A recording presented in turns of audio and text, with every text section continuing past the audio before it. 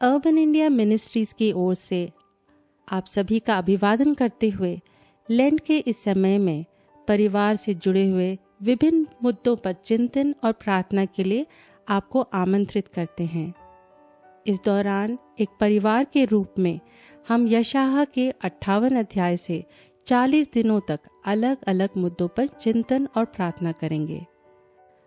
परमेश्वर की महिमा के लिए, उनके कार्यों को उनके इच्छा के अनुसार करने के लिए हम एक विनम्र हृदय से, पश्चाताप की भावना से खुद को अर्पित करते हैं।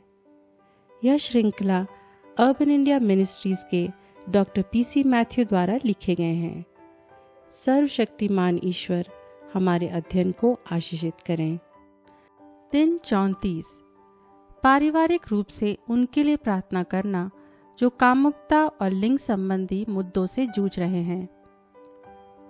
परमेश्वर ने जब नर और नारी को रचा था तो उनकी मंशा त्रिआत्मिक परमेश्वर और उनके दिव्य रिश्ते को प्रतिबिंबित करना था। हमारी कामुकता नर और नारी के रूप में परमेश्वर के स्वरूप में बारीकी से बनाई गई है।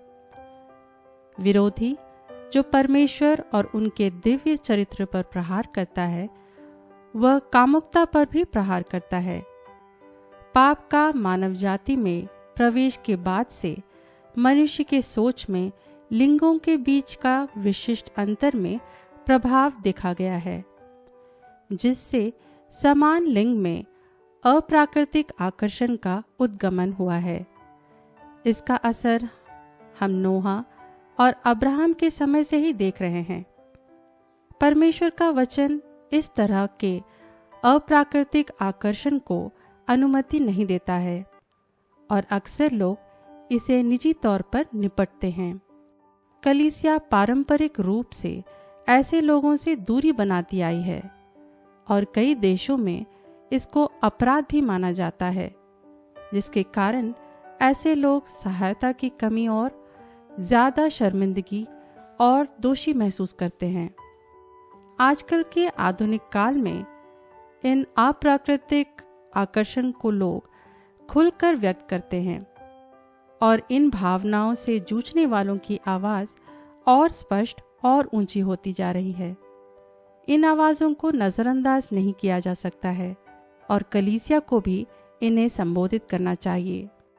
हमारी सभाओं में इसे नहीं संबोधित करने और इस चुनौती को दरकिनार करने की वजह से शत्रु को प्रमुखता मिली है और विश्वासी भी दो गुट में बंट गए हैं।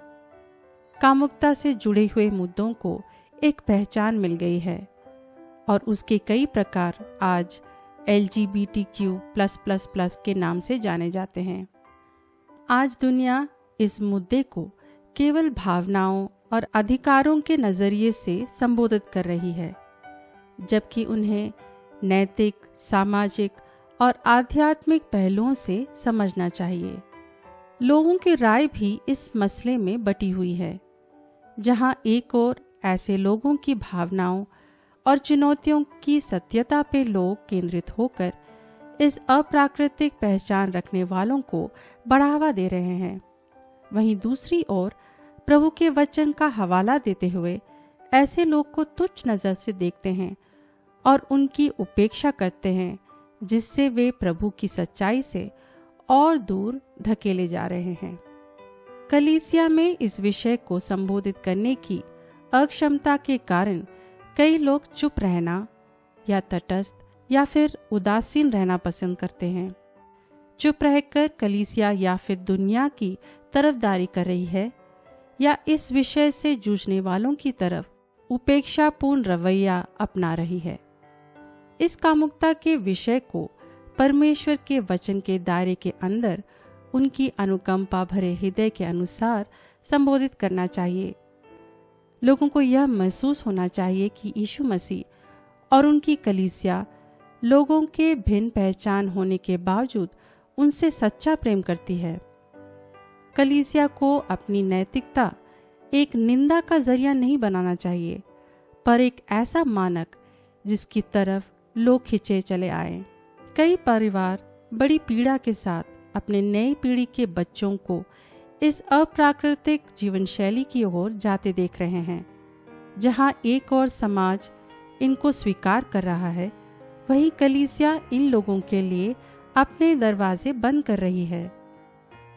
कामुकता के विषय को बहुत संवेदनशीलता और प्रेम के साथ संबोधित करना चाहिए।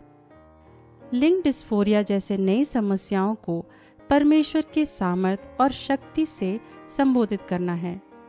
यीशु मसीह के समय में व्यभिचार की समस्या ज्यादा प्रचलित थी, लेकिन कहीं पर भी हम यीशु को उन्हें गुनहगारों की तरह क्रोध या अनादर के साथ व्यवहार करते नहीं देखते हैं। यीशु के मापदंड बहुत ऊंचे थे, यहाँ तक कि सोच में पाप करने को भी वे व्यभिचार मानते थे। फिर भी पापियों के प्रति उनकी दयालु रवैया जीवन परिवर्तन का कारण बन गया। वे लोग प्रभु और उनके प्रेम की खोज करने लगे, क्योंकि परमेश्वर मनुष्य पर पाप के प्रभाव और पाप का विरोध करने की अक्षमता को समझते हैं। इसलिए यह हमारी जिम्मेदारी है कि मनुष्य के कामुकता पर हर तरफ से शैतानी ताकतों के हमले के विरुद्ध हमें प्रार्थना करना है। दमनकारी शक्तियों से जूझने वाले परिवारों को प्रभु से छुटकारा मिले। हमें कलीसिया और परिवारों के लिए प्रार्थना करना चाहिए कि उन्हें अनुग्रह और ज्ञान मिले, ताकि वे बंधित लोगों को मुक्ति और पूर्ण चंगाई के तरफ उनका मार्गदर्शन कर सकें। आइए हम प्रार्थना करें। हे प्रभु यीशु, हम धन्यवाद देते हैं कि आपने स्त्री और पुरुष की रचना अपने स्वरूप में किया है। आपको मालूम है कि कामुकता को लेकर लोग बटे हुए हैं और उनके मन में आज कई भ्रम हैं, जिससे मनुष्य में आपके स्वरूप पर कई आक्रमण हो रहे हैं। इसके कारण कई अप्राकृतिक प्रवृत्तियां लोगों को भ्रमित कर रही हैं। ऐसे लोगों का मार्गदर्शन करने के लिए हमें आपके प्रेम और कृपा की आवश्यकता है। आप इन लोगों की बेबसी और निराशा को जानते हैं। कृपया इनकी मदद करें और कलीसिया को आपका ज्ञान और प्रेम से भर दें, ताकि वे संवेदनशीलता के साथ उनकी अगुवाई कर सकें। आपके रक्त और आत्मा द्वारा हमें विजय प्राप्त हो। यीशु के नाम पर हम प्रार्थना करते हैं, आमीन। हमारे साथ जुड़ने के लिए हम आपका धन्यवाद करते हैं। आपके किसी भी प्रार्थना निवेदन के लिए प्रार्थना करने के लिए हम प्रतिबद्ध हैं, और हम यह भी सुनना पसंद करेंगे कि इन प्रार्थनाओं ने आपके परिवार को कैसे आशीष प्रदान किया है।